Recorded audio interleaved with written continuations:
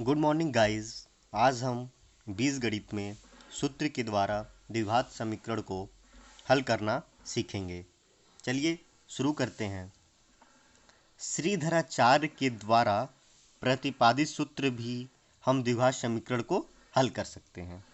तो वो सूत्र क्या है जो श्रीधराचार्य के द्वारा दिया गया था? तो ये है x is equal to minus b plus under root b square minus 4ac upon 2a। तो इस सूत्र के द्वारा हम द्विघात समीकरण को हल कर सकते हैं। आइए अब हम एग्जाम्पल देखते हैं कैसे सॉल्व करते हैं श्रीधराचार्य के सूत्र के द्वारा। तो x square plus 15x plus 56 is equal to 0 को सूत्र के द्वारा हल करो। तो क्या करना होगा? सबसे पहले आपको इस द्विघात समीकरण को आपको लिखना है, ठीक है, सर्वप्रथम। और उसके बाद इसको किससे कंपेयर करना है? ax square plus b x plus c से। जब आप इससे कंपेयर करोगे तो a की वैल्यू कितनी आ जाएगी? 1 आ जाएगी, क्योंकि आपको पता है अगर 1 का मल्टीप्लाई करेंगे एक्स स्क्वायर में तो कोई फर्क नहीं पड़ना। तो a की वैल्यू कितनी हो गई? 1 हो गई। और अगर हम b की कंपेरिजन करें इससे तो b की वैल्यू कितनी हो जाएगी? 15 हो जाएगी। ओके। और c की वैल्यू देखेंगे तो c की वैल्यू कितनी हो जाएगी? 56।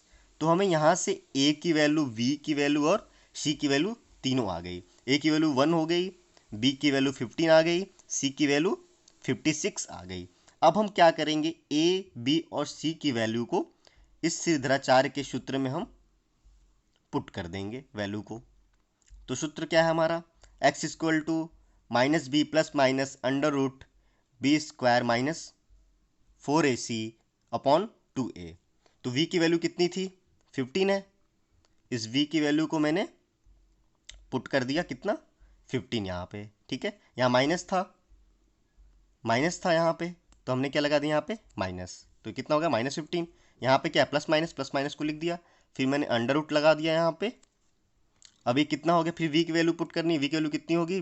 15। और इसका स्क्वायर करना है तो 15 स्क्वायर माइनस 4। a की वैल्यू कितनी है यहाँ पे? a की वैल्यू कितनी है? 1 है। तो a की वैल्यू मैंने 1 पुट कर दी। और c की वैल्यू कितनी है? 56। तो c की वैल्यू यहाँ पे मैंने 56 पुट कर दी अपॉन 2। और a की वैल्यू कितनी है यहाँ पे? 1 है, तो 1 पुट कर दिया। और जब हम इसको सॉल्व करेंगे तो कितना हो जाएगा? 15 का स्क्वायर 255 माइनस 4 इंटू 1 इंटू 56 को मल्टीप्लाई करेंगे, आ गया 224। अब इसका हमने क्या ले लिया? अंडर रूट लिया। फिर मैंने इसको जब माइनस किया 225 में से 224 को, तो कितना आ गया? अंडर रूट 1 आ गया हमारा, ठीक है। तो ये हो गया -15। ये प्लस माइनस अंडर रूट 1 की अंडर रूट 1 कितना होता है हमारा? 1 होता है। तो यहाँ पे वैल्यू कितनी आ गई? 1 आ गई अपॉन कितना हो गया? 2 हो गया। तो हमें x की वैल्यू कितनी आ गई? -15 प्लस माइनस अपॉन 2 आ गई, ठीक है।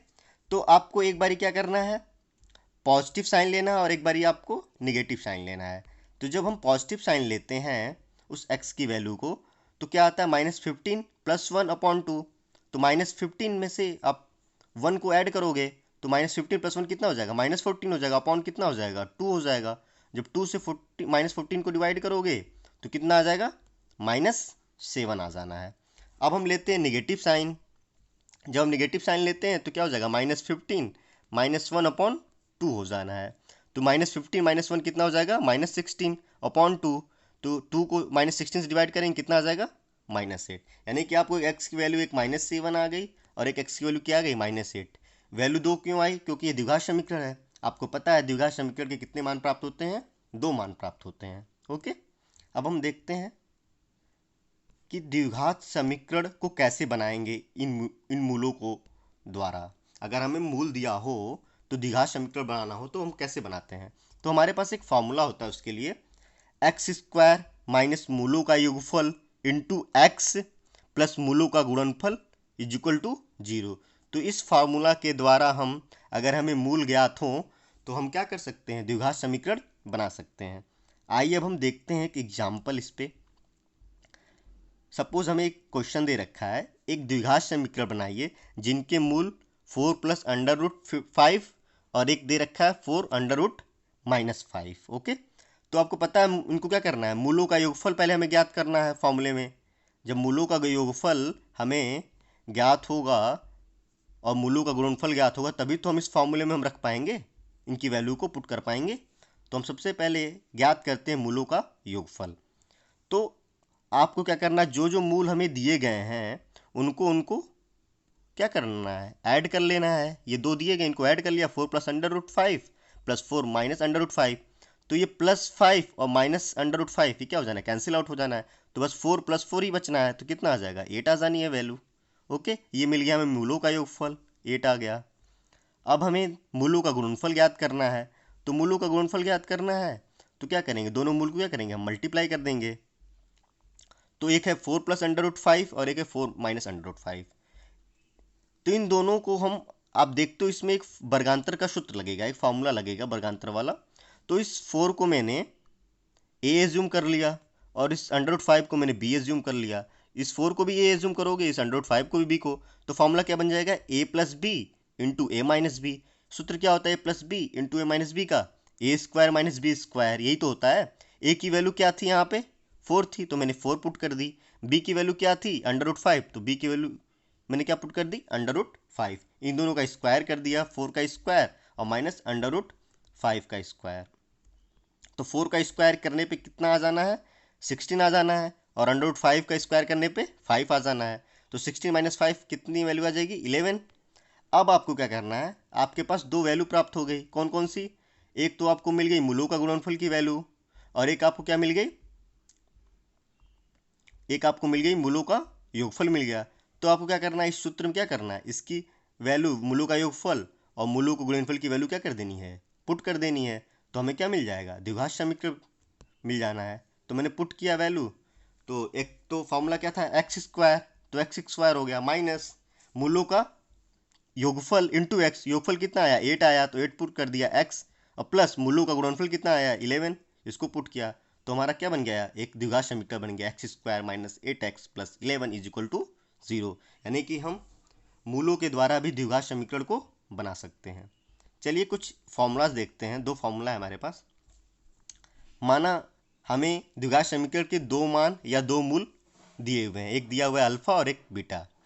तो अगर हमें अल्फा प्लस बीटा को मैंने क्या कहा, इन दोनों को मैंने ऐड कर दिया, इसको क्या कहा मैंने, मूलों का योगफल। तो इनका एक सूत्र होता है माइनस बी अपॉन ए होता है मूलों का योगफल का सूत्र, और एक होता है मूलों के गुणनफल का सूत्र अल्फा इंटू बीटा, तो इसका सूत्र क्या होता है, सी अपॉन ए होता है। तो आपको ये दो सूत्र लर्न कर लेना। अब इस पर एक क्वेश्चन हम एग्जाम्पल ले लेते हैं। एक सपोज हमें एक क्वेश्चन दे रखा है कि इस द्विघात समीकरण में, ये द्विघात समीकरण दे रखा है x square minus 8x plus 11 is equal to 0।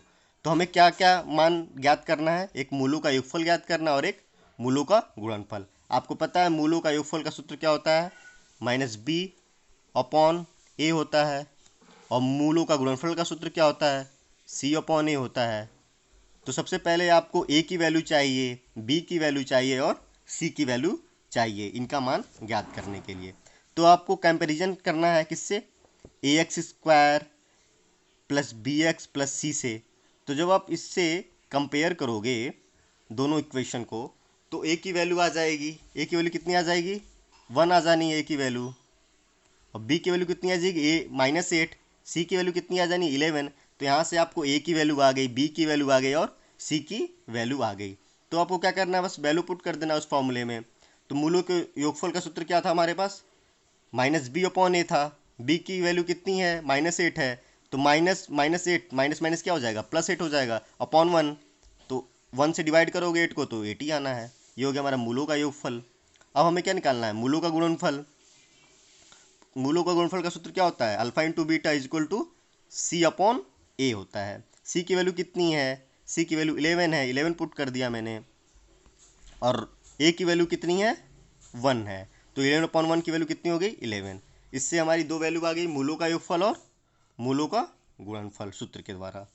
ठीक है, अब हम आपको, आपके लिए आज एक होमवर्क देते हैं। एक इक्वेशन है 6x square minus 7x minus 5 is equal to 0 को आप श्रीधराचार्य सूत्र द्वारा हल करना है, और आप हल करके कमेंट सेक्शन में x की वैल्यू बताइए। आज के लिए हम यहीं तक करते हैं, कल हम पूर्ण वर्ग बनाकर द्विघात समीकरण को हल करना सीखेंगे। चलिए, thank you so much for watching this video.